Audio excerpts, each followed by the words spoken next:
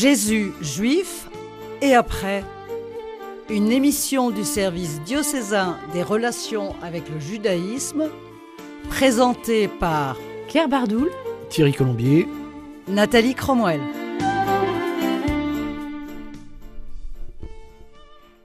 Bonjour et bienvenue à l'émission du service diocésain des relations avec le judaïsme. Alors aujourd'hui avec le Père Philippe Loiseau. Bonjour Père. Alors je rappelle que vous êtes prêtre du diocèse d'Angers, que vous êtes docteur en théologie et que vous enseignez la Bible, le judaïsme à l'Université catholique de l'Ouest, que vous êtes aussi une personnalité éminente du dialogue judéo-chrétien. Alors, nous avons entrepris une série d'émissions pour redécouvrir le Dieu créateur et pour cela, vous nous avez emmenés dans une lecture attentive du premier récit de la Genèse, Genèse 1. Nous sommes arrivés presque au terme. Dans la dernière et précédente émission, nous avons évoqué le 6e jour, un jour à part, précédé justement par cet arclique le défini, un jour considéré dans la science arithmétique comme le chiffre 6, c'est un chiffre parfait, c'est le jour où non seulement ont été créés les animaux terrestres, mais également dans la foulée l'humain. Alors, ça peut être considéré comme le couronnement, d'une certaine façon, de la création, mais ce n'est pas le terme, puisqu'il y a un 7e jour. Et même pas vraiment un 7e jour, puisqu'à nouveau, on va dire le 7e jour. Et on va le répéter cette fois 3 fois. Alors, je pense que ça appelle des commentaires.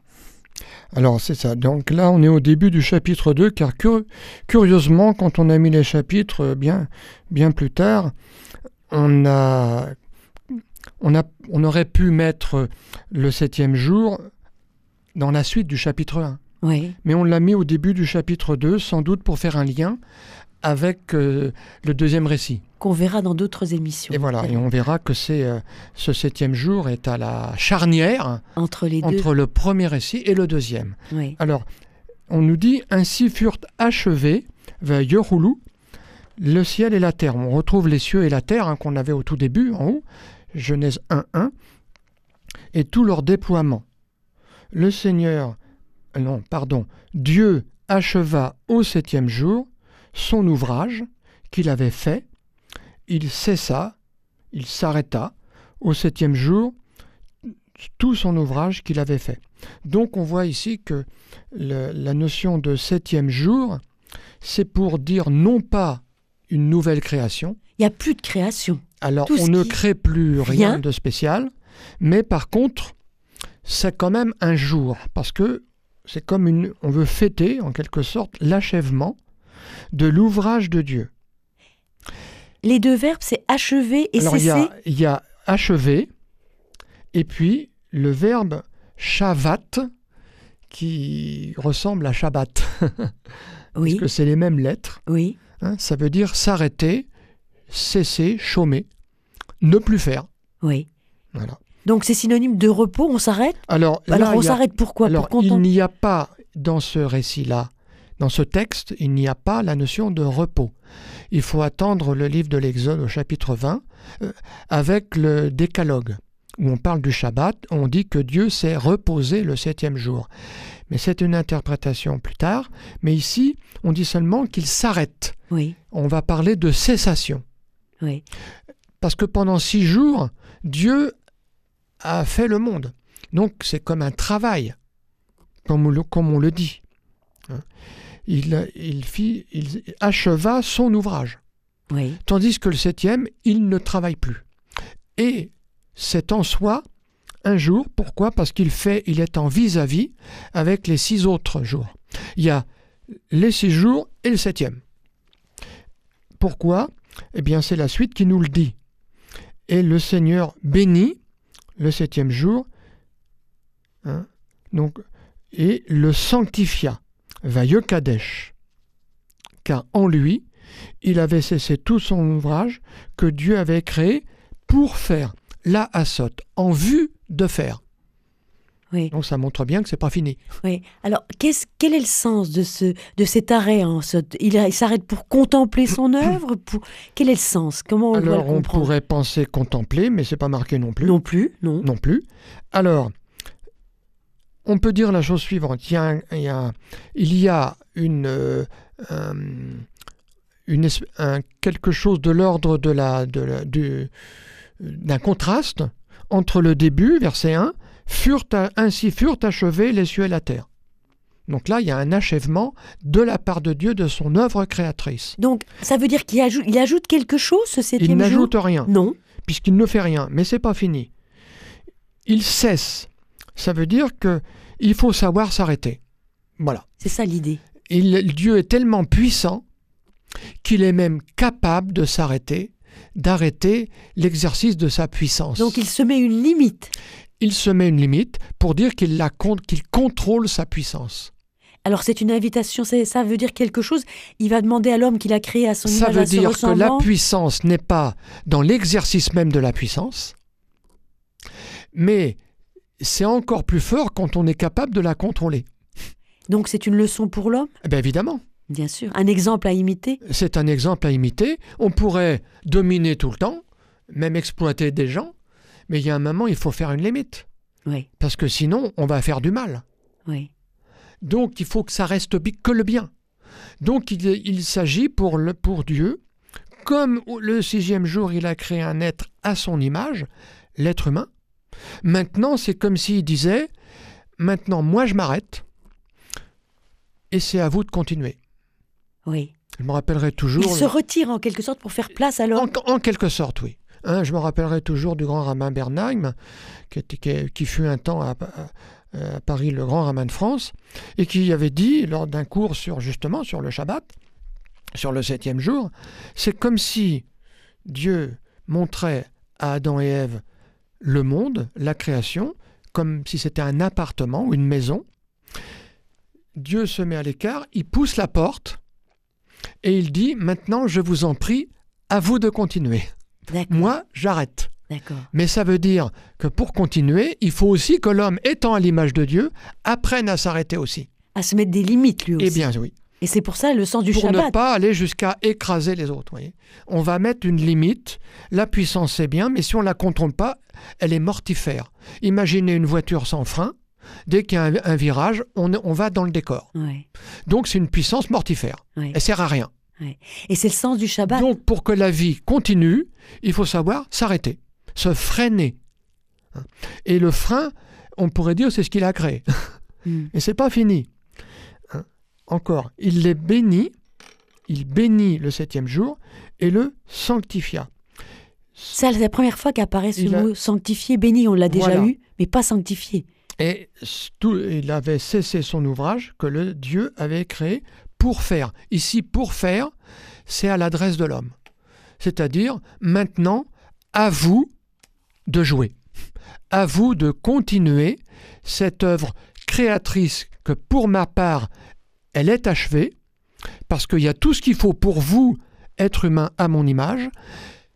Et maintenant, c'est à vous, si vous avez vu comment j'ai fait, eh bien, en quelque sorte, imitez-moi pour continuer dans le sens du bien et d'élever cette création au niveau divin. Voilà. Oui. Et vous-même, d'ailleurs, déjà, de vous élever spirituellement. Donc, il y a ici un passage à témoin de Dieu qui faisait tout jusqu'à maintenant. Il s'arrête pour laisser place à d'autres que lui. De même, nous, on doit faire aussi ce qui est notre part, mais en sachant laisser place encore à d'autres. Là aussi, oui. Et c'est, on va dire, à son conjoint, aux enfants et aux générations qui viendront. Oui. Pour qu'on leur laisse un monde qui soit toujours beau et encore meilleur. Oui. Alors, ce jour, on dit qu'il le bénit, le sanctifie. Sanctifier, alors c'est la première fois qu'on le voit dans le texte ici, ça a un sens bien particulier, ça signifie que ça va être un jour mis à part. Oui, parce que c'est le jour consacré à Dieu. Ah oui. Et donc, ça nous rappelle ce jour-là, puisqu'on ne travaille pas, comme Dieu n'a arrêté de travailler, à faire son ouvrage. Donc, c'est le moment où, au lieu d'avoir la tête tournée vers l'horizontale, ça veut dire transformer le monde par le travail, c'est un jour où on va se lever la tête, en quelque sorte, pour dire qu'on reconnaît que c'est ce monde dans lequel nous sommes, et nous-mêmes, nous venons de lui, et que nous devons retourner à lui. Oui. Et il est nécessaire qu'on ait ce jour-là, sinon on risquerait de se prendre pour Dieu. Oui, c'est ça. C'est l'idée qu'en fait, c'est un jour où on va se remettre en présence du Créateur. Exactement. Et pour montrer que on a besoin de se ressourcer, de cette relation pour ne pas dévier d'itinéraire. Alors, d'une part, pour ne pas dévier, mais d'abord, surtout, pour reconnaître. C'est une reconnaissance, c'est une action de grâce. Oui, c'est ça, une action. D'où la liturgie, d'où le Shabbat la célébration du Shabbat pour les Juifs, pour nous le dimanche, oui, etc. Hein, et puis en plus, c'est un moment où on reprend souffle. On se ressource, on reprend, on retrouve notre véritable vocation. Oui, oui. Et concrètement, ça va être un jour qui sera donné à la prière, à l'étude, à tout ce qui est de l'ordre de la sanctification. Oui. Ça rappelle le 4e jour où il y a des luminaires pour les fêtes. Pour montrer quand est-ce qu'on va faire les fêtes, les pèlerinages, le Shabbat, le dimanche, etc. Oui. C'est l'idée qu'au fond, l'homme doit se rappeler la finalité de la création. Exactement. Elle n'est pas que pour nous. C'est pas le royaume de l'homme. Oui. C'est le royaume de Dieu, mais avec l'homme. Voilà. Par lui. Oui. C'est pas que Dieu. Oui. C'est avec nous. Oui, en communion avec Dieu. En communion avec nous. Oui. Et d'ailleurs, vous voyez, nous à la messe, ça finit par la communion. Tout à fait, oui. C'est pas par hasard. Non, exactement. Donc ça, c'est quand même une notion extrêmement importante. Oui. Cette importance du 7e jour, cet arrêt, cette limite à la toute-puissance, ce rappel que ce monde, il a un créateur. Et que la véritable puissance, c'est d'apprendre à s'arrêter, à se freiner, encore une fois, pour nous-mêmes, le repos, et puis davantage réfléchir. Oui. Est-ce qu'on est encore dans la finalité ? Est-ce qu'on n'est pas encore, est-ce qu'on est en train de dévier ? Donc c'est aussi un retour sur soi, au niveau de la conscience également. Hein, et puis aussi, pour aller plus loin, pour mieux faire la semaine suivante. Oui. Alors, au fond, ce 7e jour, avec marqué par le Shabbat, cette cessation, c'est ce qui a créé le rythme hebdomadaire et montré qu'il fallait cette alternance entre le travail et le repos. C'est nécessaire. Il faut les deux. C'est un peu comme un équilibre. La devise des bénédictins qui est très belle. Ora, la prière, donc la cessation, la sanctification, se tourner vers Dieu, et labora, ora, ça finit, le labeur, vous voyez, mais à chaque fois il y a ora. Ça veut dire c'est comme les poumons, on respire et on expire. Sinon, je meurs. Donc si je ne fais que travailler, je deviens esclave. Et ça, Dieu, il ne veut pas ça. Et il ne veut pas que nous soyons esclaves nous-mêmes, il ne veut pas que nous rendions esclaves les autres. Donc le Shabbat, il est pour tout le monde. Voilà. Et pour ta servante, pour tes animaux. C'est ce qu'on aura donc dans le décalogue quand on parlera du 7e jour du Shabbat. Oui. Donc là, alors je rappelle aux auditeurs qu'ils suivent l'émission du service diocésain des relations avec le judaïsme. Nous arrivons à la fin du récit de la Genèse 1, dans le début du chapitre 2, avec cette question du 7e jour, le jour de l'achèvement par le repos, par la cessation de la création en elle-même. Alors ça se manifeste par la sanctification, se tourner vers Dieu, reconnaître que tout vient de lui et que nous sommes faits pour lui. Mais il y a un autre verbe, il les bénit. Oui. Il bénit le 7e jour. Oui, aussi, oui. Alors, il avait déjà béni des créatures, mais là, il bénit ce jour-là. Mais c'est pas une créature. Ben non, exactement. Alors là, il y a un problème. Ah oui.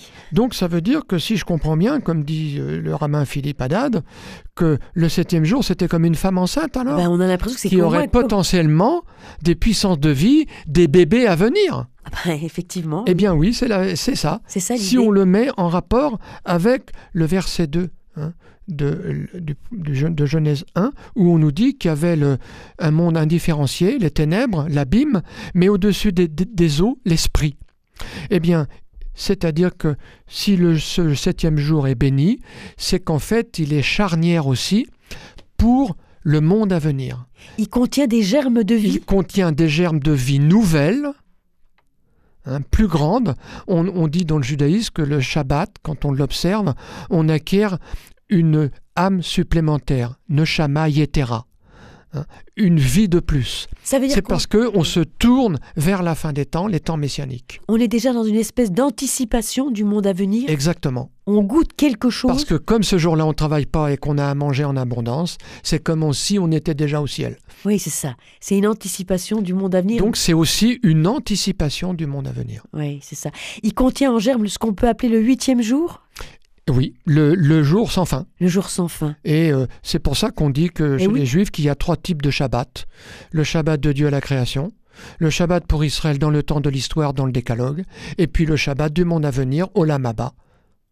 Oui. Et c'est ce Shabbat-là que pour nous chrétiens, Jésus est venu inaugurer en disant « Le temps est accompli, le royaume de Dieu s'approche, convertissez-vous ». Alors, on avait remarqué que lors des 6 jours de la création, il y avait toujours ce rappel, il y eut un soir, il y eut un matin, cette espèce de rythme des jours qui rappelait toujours qu'on est passé des ténèbres à la lumière et que chaque jour est une création nouvelle. Il n'y a pas cette mention pour le 7e jour. Ça va dans le sens que je viens de dire juste avant, c'est-à-dire que comme il n'y a pas la répétition, il y eut un soir, il y eut un matin, c'est comme si on voulait ouvrir sur un autre type de temporalité. Oui. Un autre temps qui ne soit plus marqué par les répétitions en permanence, mais par une nouveauté vraiment nouvelle et éternelle.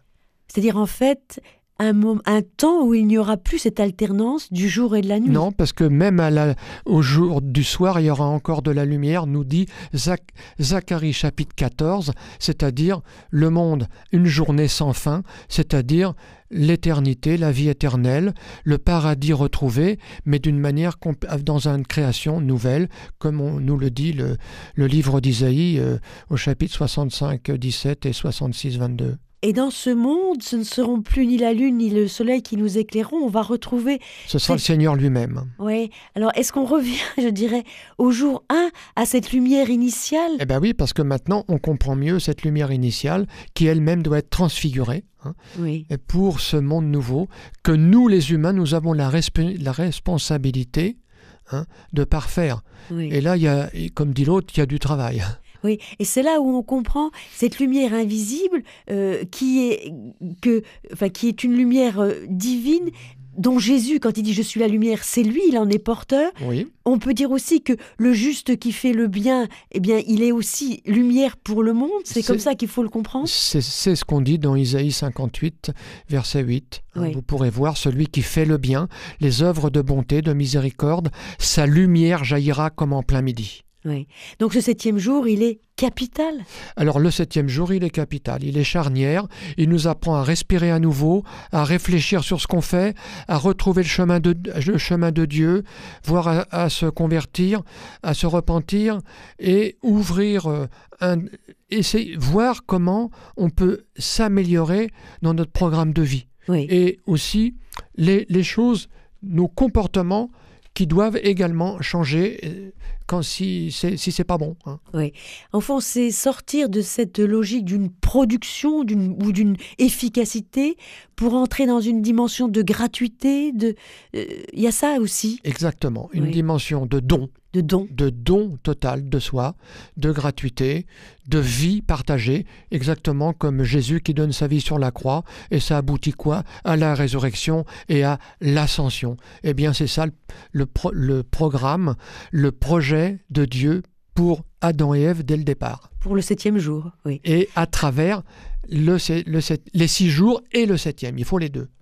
Alors, je reviens sur un point, on dit que Dieu a cessé son ouvrage de création, mais on dit qu'il n'a pas cessé tout ouvrage, parce que il y a un passage de Jean qui dit « Mon Père est toujours à l'œuvre et moi aussi ». Alors, comment est-ce qu'il faut comprendre cette œuvre de Dieu qui se poursuit, si ce n'est pas une œuvre de création ? Voilà, c'est dans Jean chapitre 5. Oui. Après avoir guéri le paralytique à la piscine de Bethzatha, eh bien, le paralysé est guéri, et plus tard, il le revoit, il le rencontre dans le temple, et il lui dit fais attention parce que ne pêche pas, car il t'arriverait pire encore. Oui. C'est-à-dire qu'il est invité à ne pas en rester à sa guérison physique, On retrouve un peu le travail qu'on fait tous oui. les 6 jours, mais à ne plus faire le mal, à ne pas du tout en faire en fait, Oui. pour qu'il puisse arriver à parvenir à accomplir le projet de Dieu pour lui et comme pour chacun de nous, c'est-à-dire en faisant que le bien, élever cette création au niveau pour laquelle elle a été créée, c'est-à-dire le monde nouveau que Dieu a souhaité par notre comportement. Alors ici, pourquoi Jésus dit pour justifier qu'il a fait cette guérison le jour du Shabbat, c'est parce que lui, il est venu inaugurer le Shabbat de la fin des temps, alors que le Shabbat précédent, avant que le Messie vienne, eh bien, il faut tout faire pour s'arrêter, Oui. pour les raisons qu'on a données avant, c'est nécessaire, pour reprendre souffle et tout ce qu'on a dit, mais sauf que lui, il est celui qui vient apporter les temps nouveaux, alors là c'est le contraire, tout ce qui est blessé en nous, dans l'être humain, et tout ce qui a besoin d'être pardonné, eh bien c'est ce que Dieu fait, hein, c'est ce que Jésus fait, Oui. par ses guérisons, par le pardon qu'il donne, et donc là, il n'est pas en faute, parce que Dieu, lui, on peut dire qu'il fait 2 types d'œuvres, l'œuvre de création qui est depuis le 7e jour achevée complètement, mais maintenant il y a une autre œuvre, et que lui ne cesse de faire jusqu'à la fin des temps, c'est l'œuvre de salut et de rédemption. Miséricorde. Et c'est bien ce que Jésus est venu faire sur la terre. Oui. Donc c'est cette étape-là que Jésus veut dire, mon Père travaille au salut et à la rédemption, et moi aussi je travaille parce que je suis son envoyé pour ce travail-là. Et alors, est-ce qu'on peut dire que ça va jusqu'à dire aussi aux humains, à vous de travailler aussi Eh bien, à mes œuvres de miséricorde, tout particulièrement ce jour sanctifié? Ben, évidemment. Évidemment. Mais là, dans la gratuité Dans la gratuité. et dans le don Oui. de soi. Oui, oui. Donc c'est vraiment, en fait, ça nous permet de retrouver peut-être le sens du dimanche, vraiment. C'est exactement ça. C'est-à-dire que dans le dimanche, il y a des éléments de Shabbat, on s'arrête, Oui. on se pose, on loue le Seigneur, c'est exactement ce qu'on fait. Mais en plus, nous, on va réfléchir avec le Christ maintenant, on va ajouter les évangiles, et on redécouvre que Jésus a déjà inauguré le royaume de Dieu. Et que nous, par notre foi chrétienne, notre mission est plus grande encore, puisqu'il faut aller dans le sens de ce que Jésus a fait, de donner notre vie, de prendre sa croix, donner notre vie, pour suivre le Christ, afin que nous puissions ressusciter et nous élever au ciel. Et faire advenir ce monde nouveau, cette création nouvelle qui est déjà en gestation. Absolument. Oui, et on l'a dans l'Apocalypse de Jean. Moi, je dis que je fais toutes choses nouvelles, au chapitre 21 de l'Apocalypse de Jean. Alors, nous arrivons au terme de ce récit de création. Je crois que vous nous avez vraiment montré l'importance d'une lecture extrêmement attentive. Il y a plein de choses, c'est un récit d'une richesse inouïe, et malheureusement, quand on le lit rapidement, on passe complètement à côté de la profondeur, de la densité de ce récit. Donc il faut faire un, entre guillemets, Shabbat, il faut s'arrêter pour le relire, justement. Exactement, donc vous nous avez donné les jalons, hein. Alors, il ne faut pas hésiter, je dirais, je donnerais comme conseil aux éditeurs de reprendre maintenant le texte, hein, d'en refaire la lecture extrêmement attentive, parce que elle est en fait pour nous une sorte de feuille de route quelque part. Hein, C'est ça, on a déjà tous les éléments de la parole de Dieu pour la suite. On a les bases. On a les bases, oui. Alors, on continuera dans ce sens, parce qu'il y a un deuxième récit de Genèse. Donc, on entreprendra aussi cette même lecture attentive, dont les Juifs ont le secret, en s'arrêtant à tous les détails. Alors, je préciserai pour finir que ce sont des récits ce sont des récits mythologiques. Oui, sous cette forme-là, oui. Une forme mythologique, oui. Comme des récits qui nous donnent les bases, l'origine, ce qui est primordial, quoi. Oui. Voilà. Mais qui nous invite aussi à une réflexion. C'est même ce qu'on doit faire à Shabbat ou au dimanche. Exactement. Et qui ont été inspirés ou qui s'inspirent de certaines cosmogonies qui existaient dans l'Orient. Donc une cosmogonie, ça veut dire un récit de création. Et de la naissance du monde, voilà. Et voilà, ça s'en inspire, mais avec plein de différences, et notamment que les As, ce ne sont pas des divinités, oui. comme pour les Égyptiens ou les Babyloniens, mais ce sont des simples lampes. Oui, et que cette création, c'est un projet d'amour. C'est quand on dit Dieu vit que cela a été bon, ce n'est pas un combat entre des forces du mal ou des forces du bien, comme dans certains autres récits. C'est vrai. Il y a aussi cette notion. Mais il y a aussi en nous, l'être humain, mais ça c'est le deuxième récit qui le dira, comme nous sommes tombés dans le péché, dans le mal, il y a maintenant, actuellement, il y a un combat. Il y a un combat qui est le nôtre. Pour que nous ne tombions pas dans le mal, mais de choisir toujours le bien, ce qui n'est pas évident. Non, non. Alors, vous avez suivi donc l'émission du service diocésain des relations avec le judaïsme. Nous avons réalisé 6 émissions sur cette nécessité de retrouver le Dieu créateur à partir du récit de Genèse 1.